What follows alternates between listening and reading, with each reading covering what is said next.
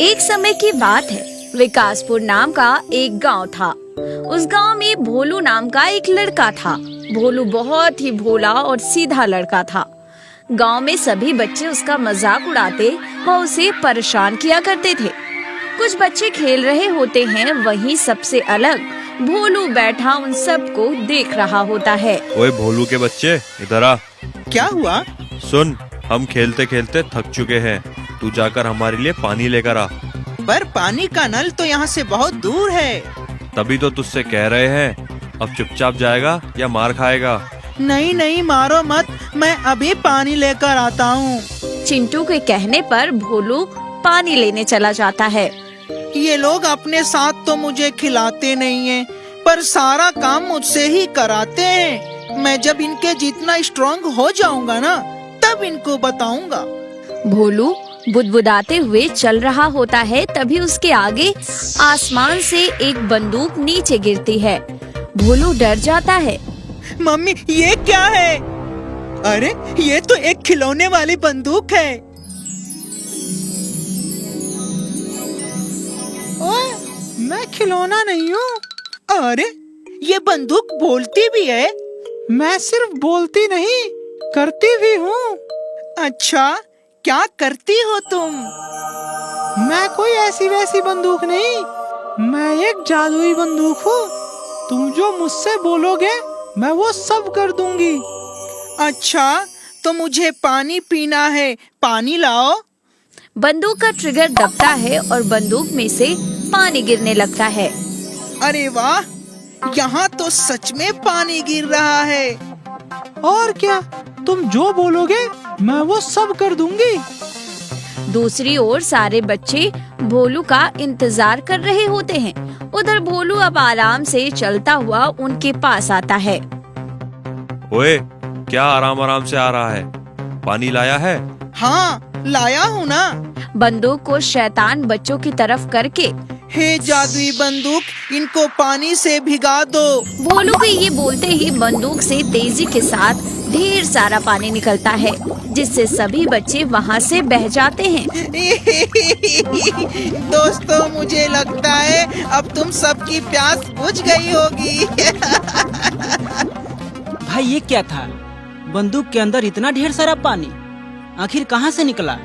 इसका पता लगाना पड़ेगा। जादुई बंदूक मिलने के बाद भोलू निडर हो चुका था। अब भोलू को कोई भी परेशान नहीं करता था।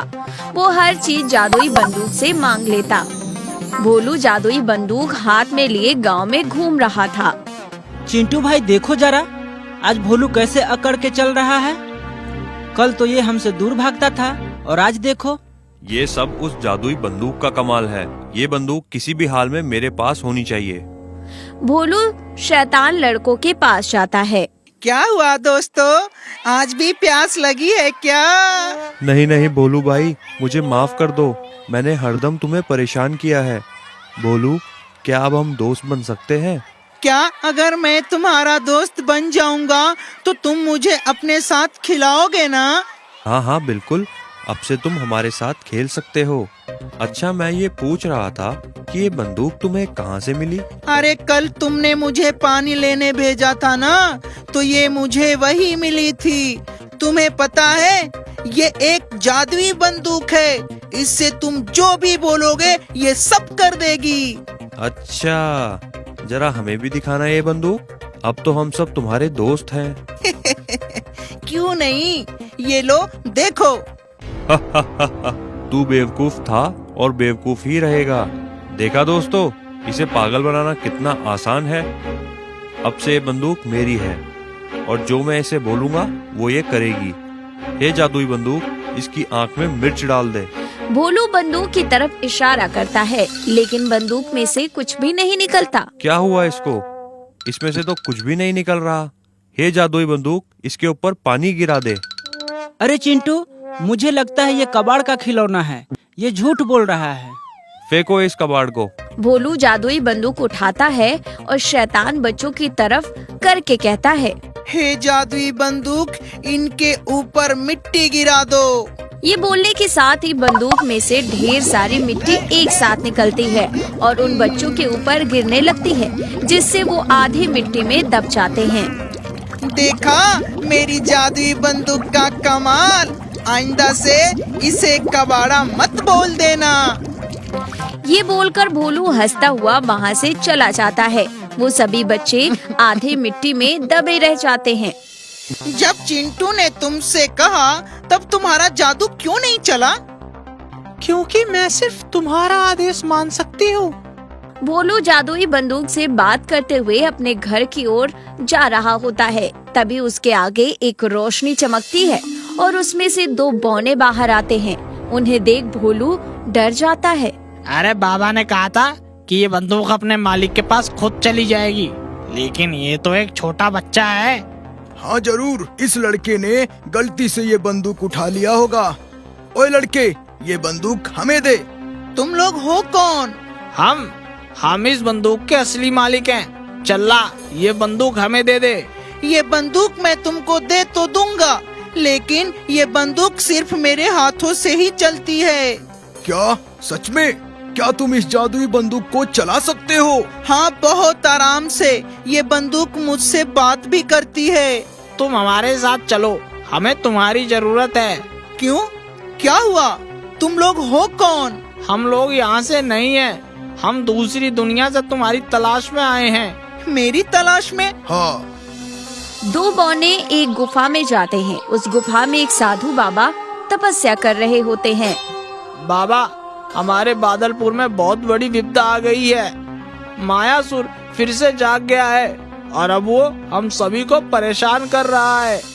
बाबा, अब सब आप पर है। आप ही हमारी मदद कीजिए। हमारे गांव को इस परेशानी से निकालिए। बाबा की आंख बंद करते ही एक रोशनी चमकती है और जादू से एक बंदूक बनाते हैं। ये जादुई बंदूक ही एक ऐसा हथियार है जो उस दुष्ट का नाश कर सकता है। लेकिन क्या बाबा? इस जादुई बंदूक को हर कोई नहीं चला सकता। इस जादुई बंदूक को वही चला सकता है जो इसका असली मालिक होगा। बाबा, ये हमें कैसे पता चलेगा कि इस बंदूक का मालिक कौन है? उसकी चिंता तुम मत करो, ये बंदूक खुद अपने मालिक को ढूंढ लेगी। तुम बस इस बंदूक का पीछा करते रहना। बाबा आंख बंद करके मंत्र पढ़ता है और बंदूक हाथ से गायब हो जाती है और नीचे धरती पर भोलू के आगे आकर गिर जाती है।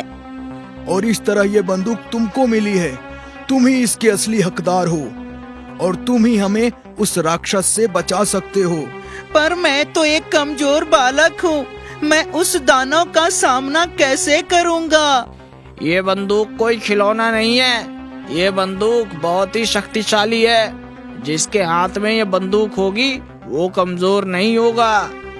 हमारी मदद करो दोस्त, हम बहुत परेशान हैं। तुम ही हमारी मदद कर सकते हो।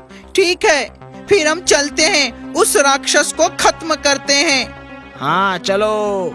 दोनों बौने जादू से भोलू को अपने संग अपनी दुनिया में ले जाते हैं। वहाँ भोलू देखता है कि हर तरफ शोर और भगदड़ मची हुई थी, क्योंकि मायासुर अपनी माया शक्ति से सभी गांव वालों को डरा रहा था।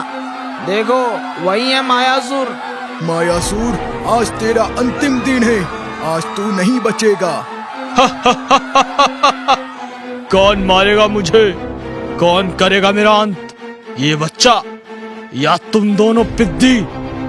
मैं तो तुम्हें अपने अंगूठे से मसल दूंगा। मायासुर अपनी माया से तीनों को जकड़ लेता है और हवा में उछलने लगता है।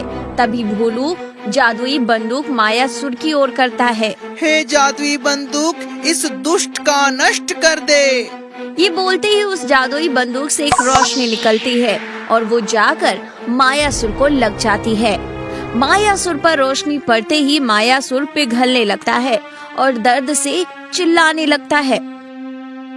छोड़ो मुझे, बचाओ, नहीं। और कुछ ही पल में मायासुर का अंत हो जाता है। मायासुर का अंत होते ही सभी गांव वाले खुशी से झूम उठते हैं। ये हमने मायासुर का अंत कर दिया। अब हमारा गांव फिर से खुशहाल हो गया। तुम्हारा बहुत बहुत शुक्रिया दोस्त, तुमने हमारा साथ दिया और हमारे गांव की रक्षा की। इसमें शुक्रिया की क्या बात है? मेरी मम्मी ने हमेशा दूसरों की मदद करना सिखाया है। दोस्त, ये जादुई बंदूक तुम्हारी है। तुम इसे अपने साथ रख सकते हो। हम तुम्हारा ये उपकार हमेशा याद रखेंगे। फिर भोलू जादुई बंदूक लेकर अपनी दुनिया में वापस आ जाता है और जादुई बंदूक के साथ भोलू फिर से मस्ती करने लगता है।